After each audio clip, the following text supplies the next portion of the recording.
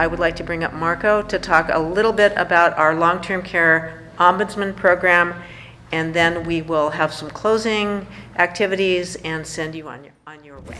So, Mr. Angel, come up here.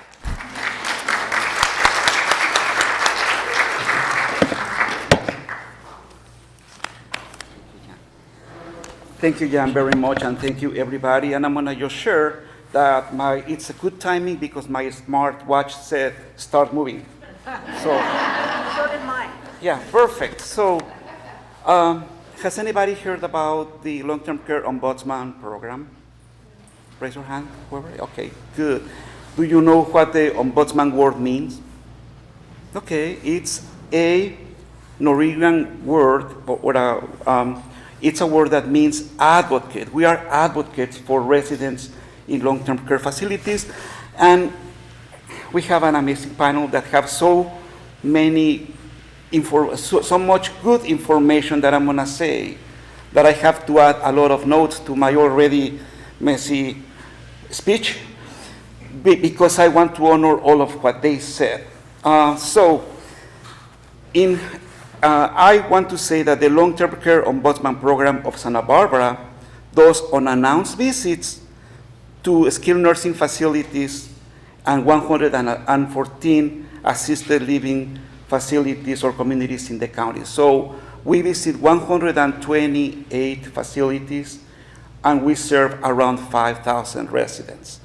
So very important.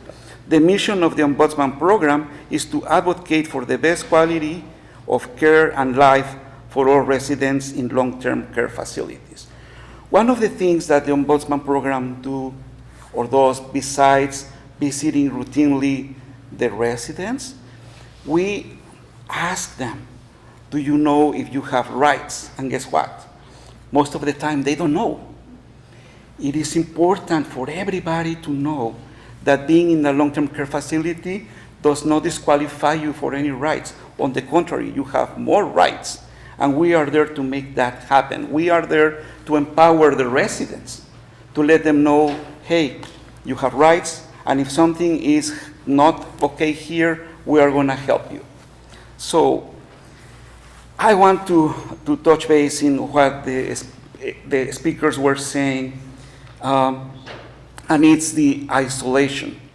I'm gonna mention that pre-COVID, and I don't want to say that COVID brought good things to the world, but there is a silver lining, and I'm gonna tell you why.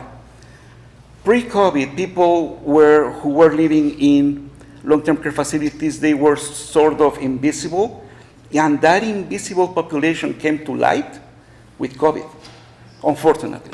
Okay, so now more individuals are aware about the long-term care facilities, and of course, the Ombudsman program. But I'm gonna tell you more.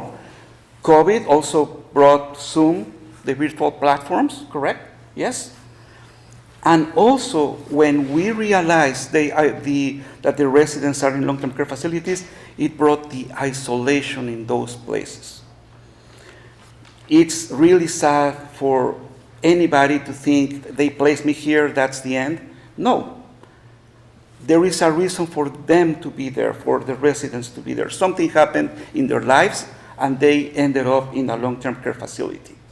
So, that doesn't mean that they will not require the best quality of care and life.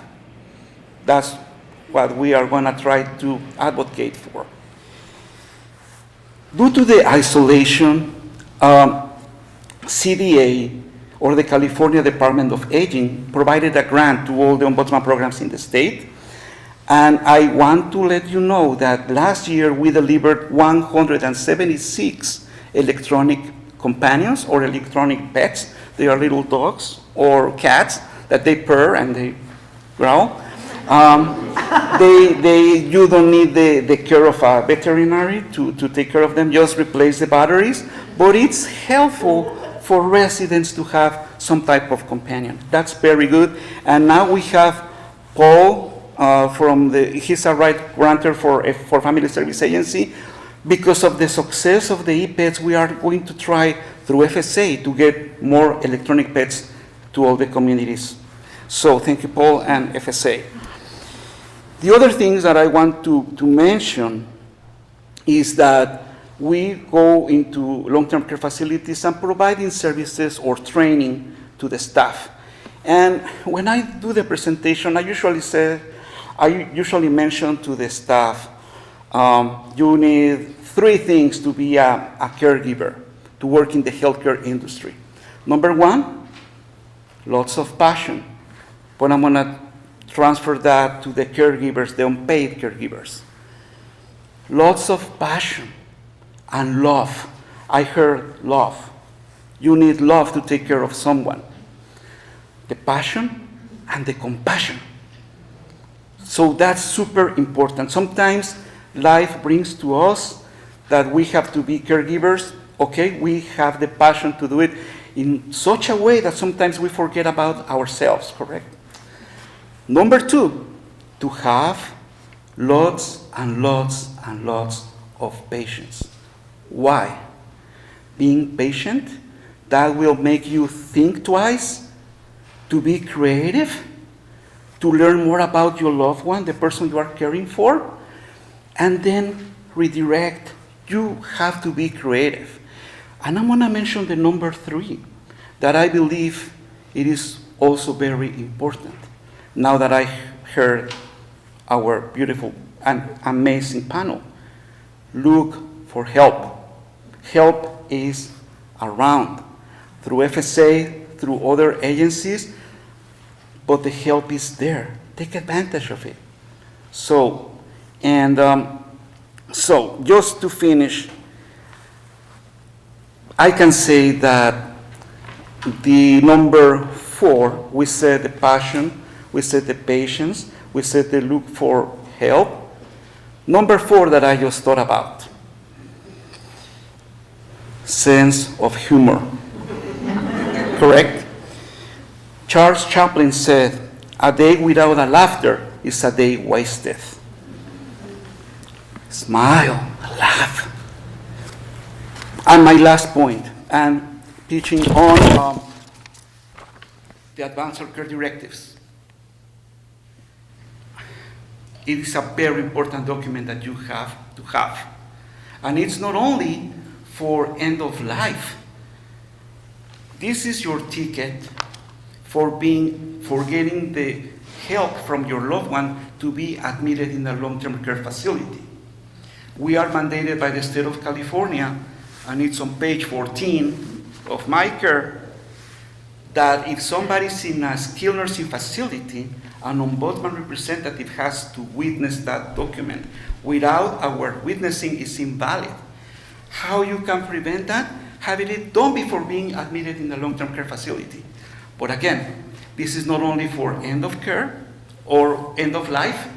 It is for if somebody goes into the acute hospital for a surgery, you have a healthcare agent.